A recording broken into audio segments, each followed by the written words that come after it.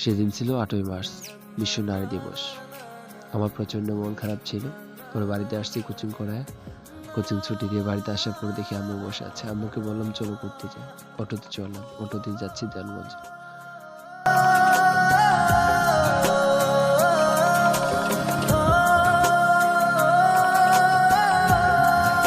মার পাশে বসে একটা ভিডিও ফ্রেম নিলাম। মনে হলো খুব শান্তির স্বর্গে আছি। আমি পাশে, মার পাশে বসে আছে। কতই যে ভালো লাগছে। অটোয় বসে প্রকৃতির রূপ দেখতে দেখতে চললাম দেওয়ানগঞ্জের খুব নিকটেই। এই তো চলে আসছি প্রায়। তো ভাবলাম কতটা মন খারাপ হলে এতটা সৌন্দর্য মানুষ ভুলে থাকে। আজকে কত সুন্দর লাগছে, শান্তি লাগছে। মা পাশে বসে আছে। মা সামনে দৃশ্য দেখছে, আমিও পাশে। একটা রেস্টুরেন্ট পাইলাম, ভিতরে গেলাম। নিলাম কাচ্চি বিরিয়ানি। মাকে খাইতে দিলাম, আমি নিজেও খাইলাম। সত্যি বলতে রোজা থেকে এত আর খাওয়া যায় না। পরে অল্প করে খেয়ে বেসিনে গেলাম হাত ধুতে। বেসিনে হাত ধুলাম, ধোয়ার পরে একটা ছবি উঠতে চাইলাম।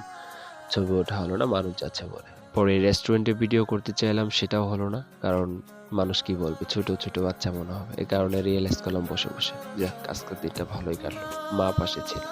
সত্যি বলতে মা এমনই। মা পাশে থাকলে হাজারটা মন খারাপ, হতাশা, দুশ্চিন্তা দূর হয়ে যায়।